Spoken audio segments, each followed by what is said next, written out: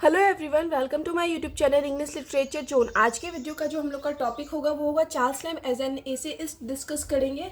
तो शुरू करते हैं वीडियो अगर आप लोग के लिए यूज़फुल होता है, आपके सिलेबस का है, तो आप लोग वीडियो को लाइक करना, चैनल को सब्सक्राइब करना और कमेंट करके बताना वीडियो आपको कैसा लगा। तो शुरू करते हैं वीडियो। सबसे पहले हम इंट्रोडक्शन लिख रखे हैं। इंट्रोडक्शन में ना पहले हम एसे को डिफाइन किए हुए हैं कि एसे क्या होता है, उसके बाद हम चार्ल्स लैम्ब के बारे में डिस्कस किए हुए हैं। ठीक है, तो पहले देख लेते हैं। The essay writing was begin as early as the 15th century, यानी 15th सेंचुरी की स्टार्टिंग में, यानी 15th सेंचुरी जब स्टार्ट हुआ तो उसी टाइम से ना एसे राइटिंग भी स्टार्ट हुआ। एसे मीन्स, एसे का अर्थ होता है ए शॉर्ट कंपोजिशन, एक छोटी सी रचना, which is something incomplete and unsystematic, जो कि इनकम्प्लीट हो कहीं ना कहीं और अनसिस्टमेटिक हो। अकॉर्डिंग टू एशी बेंशन के अनुसार the essay is a little criticism of life. Essay जो होती है वो लाइफ की क्रिटिसिज्म होती है, कहीं ना कहीं लाइफ की आलोचना की जाती है, लाइफ की व्याख्या की जाती है एसे के through.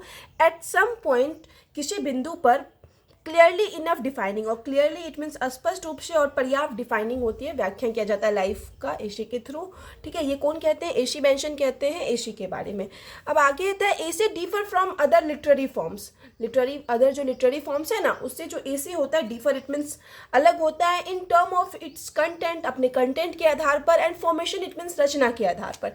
It is a short, यह छोटा होता है, प्रिसाइज इट मीन्स हम लोग बोल सकते हैं यथार्थिक होता है, थॉटफुल होता है, and essentially it is an expression of the writers feeling and ideas. और सबसे आवश्यक क्या, यह राइटर्स के, लेखकों के फीलिंग्स एंड आइडियाज, अनुभव का और विचारों का एक्सप्रेशन होता है ऐसे। ठीक है, तो अब आगे ये ऐसे के बारे में पढ़ लिए, चार्ल्स लैम्ब के बारे में डिस्कस कर लेते हैं। ठीक है, तो यहाँ पे हम चार्ल्स लैम्ब का ना बर्थ डिस्कस किए हुए कि चार्ल्स लैम्ब का जो जन्म हुआ था वो 1775 में लंदन में हुआ था। ये ध्यान रखिएगा, ऑब्जेक्टिव पॉइंट ऑफ व्यू से इंपॉर्टेंट हो जाता है।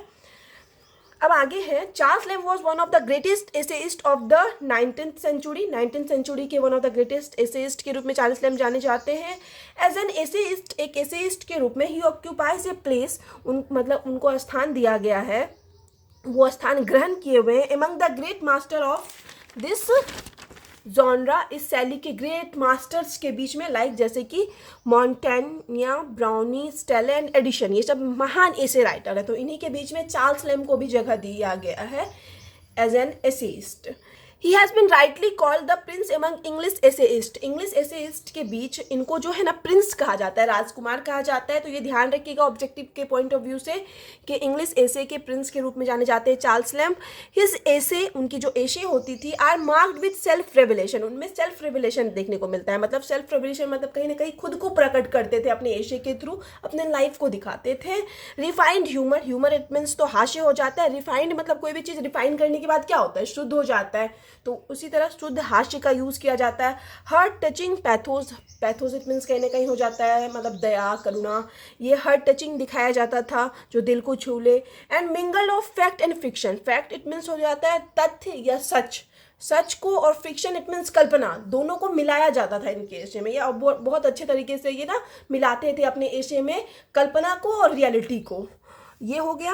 अब आगे टू इंग्लिश एसे। इंग्लिश एसे के लिए ये काफ़ी इंपॉर्टेंट लाइन है, लिख रखे हैं जो हम, लैम्ब इज वॉट, लैम्ब वो है Shakespeare is to English drama, मतलब शेक्सपियर जो इंग्लिश ड्रामा के लिए है वही लैम्ब इंग्लिश एसे के लिए हैं। Spenser and Milton are to English poetry, जो स्पेंसर और मिल्टन इंग्लिश पोइट्री के लिए है। And Fielding and George Eliot are to English fiction, जो फाइल्डिंग और जॉर्ज इलियट जो इंग्लिश फिक्शन के लिए। अब आगे है, Lamb is most charming of English essayist. जितने भी इंग्लिश एसेइस्ट हैं उनमें सबसे ज़्यादा चार्मिंग इट मीन्स आकर्षक जो है वो चार्ल्स लैम्ब है।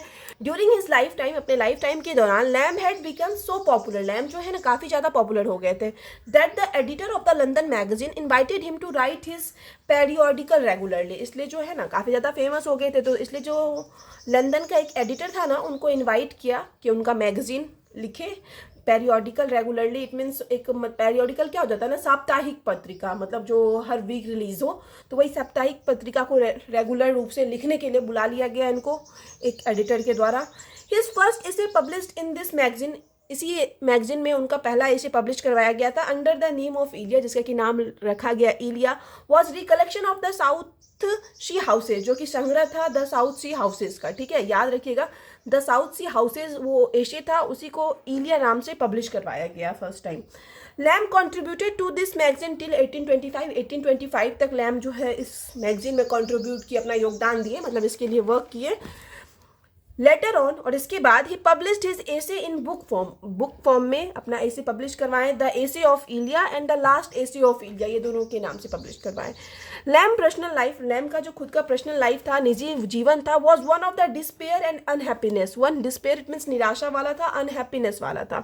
ही wrote the essay to escape tears and turmoil of life, अपने लाइफ के टीयर्स इट मीन्स आंसुओं को, टर्मोइल इट मीन्स अशांति को, इससे बचने के लिए, एस्केप इट मीन्स उससे भागने के लिए ये ऐसे लिखते थे। टू ग्रेटिफाई हिमसेल्फ, ताकि इसके लिए, इससे क्या हो, खुद को भी ग्रेटिफाइड मीन्स खुद रख सके, and to delight his readers, और अपने रीडर्स को भी आनंद दे सके।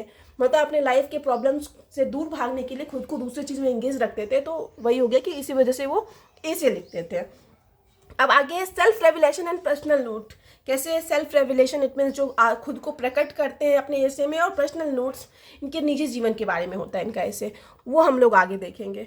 We can not gather any information about Shakespeare from his work. हम लोग शेक्सपियर के वर्क से उनके बारे में कोई इन्फॉर्मेशन नहीं मिलेगा, मतलब शेक्सपियर क्या थे अपने पर्सनल लाइफ में, ये कुछ भी नहीं पता चलेगा शेक्सपियर के वर्क को पढ़ के। ही वॉज सो इम्प्रेशनल, क्योंकि वो बहुत ज़्यादा इम्प्रेशनल थे, मतलब अपने निजी जीवन को मतलब ऐसे व्यक्त नहीं करते थे अपने वर्क में। ऑन द कॉन्ट्ररी, और इसके विपरीत, nearly all the essay of Elia, जितना भी एसे ऑफ इलिया लिखा गया है ना, reveals the personality and personal life of Charles Lamb. वो चार्ल्स लैम की पर्सनैलिटी इट मीन्स व्यक्तित्व को, और चार्ल्स लैम की पर्सनल लाइफ को रिवील करता है, प्रकट करता है। The study of his essay reveal not only the delightful essayist, उनके एसे को स्टडी करने से सिर्फ हमको उनके बारे में कि वो एक डिलाइटफुल, एक आकर्षक एसेइस्ट थे, but also about his relative and friends. मतलब इनके एसे को रीड करने के बाद हम लोग को सिर्फ उनके बारे में पता नहीं चलता, बल्कि उनके रिलेटिव्स और फ्रेंड्स के बारे में पता चल जाता है। If anyone wishes to know about the life and circumstances of Lamb, अगर कोई चाहता है कि वह लैम्ब की लाइफ के बारे में, लैम्ब की लाइफ की परिस्थितियों के बारे में जाने, he needs not read any other things, तो उसके लिए ज़रूरी नहीं कि वो कोई और चीज़ पढ़े एक्सेप्ट हिज एसे, उनके एसे को छोड़ के, मतलब उनके एसे में ही उनकी लाइफ का सारा कुछ देखने को मिल जाएगा। We know about the boys Charles in night tears and in Christ hospital, तो उनका जो वर्क है night tears and Christ hospital में हम लोग को boys Charles it means Charles के बचपन के बारे में जानकारी मिलती है। We find the introduction of his life, उनकी लाइफ का इंट्रोडक्शन देखने को मिलता है in the old benchers of the Inner Temple and the poor relation में। We have glimpse of his official life, उनके ऑफिशियल लाइफ का एक झलक देखने को मिलता है in the South Sea House में।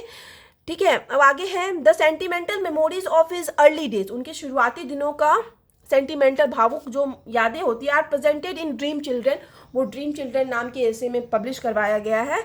मैकली End in Hertfordshire and Mrs Battle's opinion give an account of his youthful experience, उनके यूथफुल एक्सपीरियंस इट मीन्स युवावस्था के एक्सपीरियंस को डिस्क्राइब करता है ये जो वर्क है।